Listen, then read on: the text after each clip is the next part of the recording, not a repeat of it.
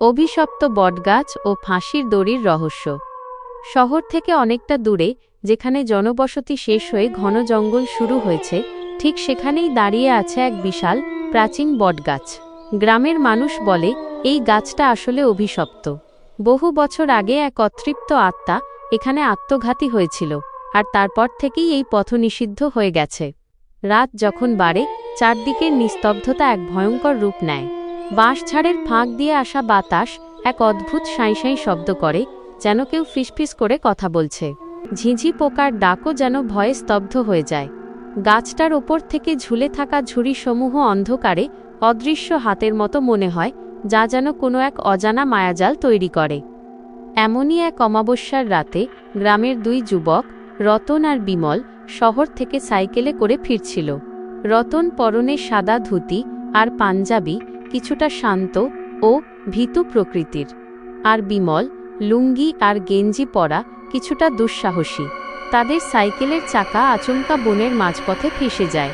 টর্চের ক্ষীণ আলোয় বিমল পথ খোঁজার চেষ্টা করছে, আর রতন ভয়ে ভয়ে তার পেছনে হাঁটছে। বনের নিস্তব্ধতা আর অদ্ভুত গন্ধ তাদের মনে অজানা ভয়ের সঞ্চার করছে। প্রতিটা শুকনো পাতার শব্দে তারা আঁতকে উঠছে। বিমল যখন টর্চটা এদিক ওদিক ঘোরাচ্ছিল, হঠাৎ করে বনের গভীরে এক নীলচে কুয়াশা দানা বাঁধতে শুরু করে। তাদের মনে হলো যেন কেউ তাদের ওপর নজর রাখছে। হঠাৎ তাদের দৃষ্টি পড়ে সেই বিশাল বটগাছটার দিকে। টর্চের আলো সেই দিকে পড়তেই তাদের বুকের রক্ত যেন জমে বরফ হয়ে যায়।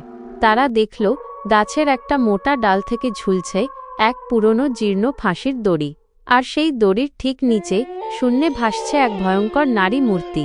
তার পরনে ধবধবে সাদা শাড়ি, কিন্তু তা ধুলো আর কাদার দাগে মলিন। লম্বা এলোমেলো চুল তার কদাকার মুখটাকে আধো ঢাকা করে রেখেছে। সবথেকে ভীতিজনক হল তার চোখ দুটো, যা আগুনের গোলার মতো লাল হয়ে জ্বলছে।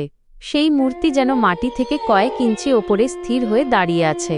তার গলার চারদিকে সেই ফাঁসির দড়িটা পেঁচানো, আর সে ধীরে ধীরে তাদের দিকে এগিয়ে আসতে শুরু করে। সেই প্রেতাত্মা যখন তাদের দিকে এগিয়ে আসছিল, তার মুখ থেকে এক অমানুষিক কর্কশ হাসির আওয়াজ বেরোচ্ছিল। সেই হাসির আওয়াজ বনের প্রতিটা কোণ থেকে প্রতিধ্বনি হয়ে ফিরছে। মনে হচ্ছিল যেন হাজারটা কাঁচ ভাঙার আওয়াজ একসাথে কানে আসছে। বিমল ভয়ে টর্চটা ফেলে দেয়। রতন চিৎকার করতে চায়, কিন্তু তার গলা দিয়ে কোনো শব্দ বের হয় না। তারা বুঝতে পারে এই অশুভ শক্তি তাদের গিলে খেতে আসছে। তারা দুজনে প্রাণপণে দৌড়াতে শুরু করে, কিন্তু বনের রাস্তা যেন শেষই হচ্ছে না। তারা যেদিকেই যাচ্ছে, ঘুরে ফিরে সেই বিশাল বটগাছটার সামনেই চলে আসছে। প্রেতাত্মার হাসির শব্দ তাদের তাড়া করে ফিরছে, আর সেই ফাঁসির দড়িটা সাপের মতো নিচে নেমে এসে রতনের পা জড়িয়ে ধরছে। তারা বুঝতে পারে এই মায়া থেকে বের হওয়া অসম্ভব। ঠিক যখন মনে হচ্ছিল সব শেষ, ঠিক সেই মুহূর্তে বনের এক প্রান্ত থেকে ভোরের আজানের শব্দ ভেসে আসে। প্রথম সূর্যের আলো বাঁশঝাড়ের ফাঁক দিয়ে চুঁইয়ে পড়ে। আজানের শব্দ শোনার সাথে সাথেই প্রেতাত্মা এক আর্তনাদ করে ধোঁয়ার মতো মিলিয়ে যায়। রতন আর বিমল হাঁপাতে হাঁপাতে কোনোমতে সেখান থেকে পালিয়ে গ্রামে ফিরে আসে। তারা কসম খায় যে তারা আর কোনোদিন রাতের বেলা সেই পথ মাড়াবে না। আজও সেই বটগাছটা ওখানে দাঁড়িয়ে আছে, আর আজও লোকে বলে অন্ধকার রাতে সেখানে গেলে সেই সাদা শাড়ি পরা মহিলার ছায়া আর ঝুলন্ত দড়িটা দেখা যায়, যা আজও নতুন কোনো শিকারের অপেক্ষা করছে।